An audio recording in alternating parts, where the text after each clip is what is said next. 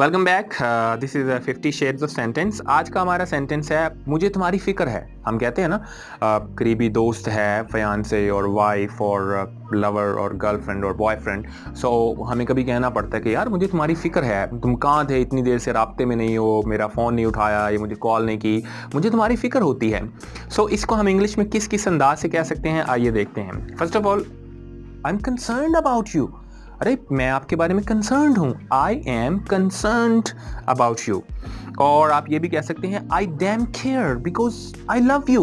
थोड़ा गुस्से में है, बहुत देर से आपका पार्टनर फोन नहीं उठा रहा था, राब्ता नहीं कर रहा था, and when you meet him or her you say यार I am damn care because I love you. अरे भाई मैं केयर करता हूँ, मैं केयरफुल हूँ बिकॉज मुझे प्यार है आपसे, राइट। और आप ये भी कह सकते हैं आई love you hence I do care. अरे भाई मोहब्बत है आपसे, इसलिए केयर नेचुरली मैं करता हूँ, मेरी बनती है। I love you hence I do care, right. और आप ये भी कह सकते हैं you are my darling so I am naturally concerned.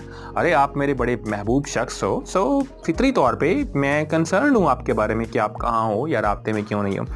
और नंबर 5 आप ये भी कह सकते हैं आई कैंट हेल्प केयरिंग। मैं आपकी केयर किए बिना, आपसे मोहब्बत किए बिना रह ही नहीं सकता। मतलब मैं मजबूर हूँ अपने जज्बात से, अपने इमोशन से। सो इसको दोबारा सुने, I can't help caring you. अरे मैं आपकी केयर किए बिना नहीं रह सकता, राइट। और lastly I am just being caring and loving. जब आप बार बार फ़ोन कर रहे हैं या उसको, अपने पार्टनर को केयर करने के हवाले से उसको बार बार कुछ कह रहे हैं, एंड फाइनली यू से I am just being caring and loving. अरे भाई मैं तो बस मोहब्बत करने वाला और केयर करने वाला बंदा बनने की कोशिश कर रहा हूँ, राइट।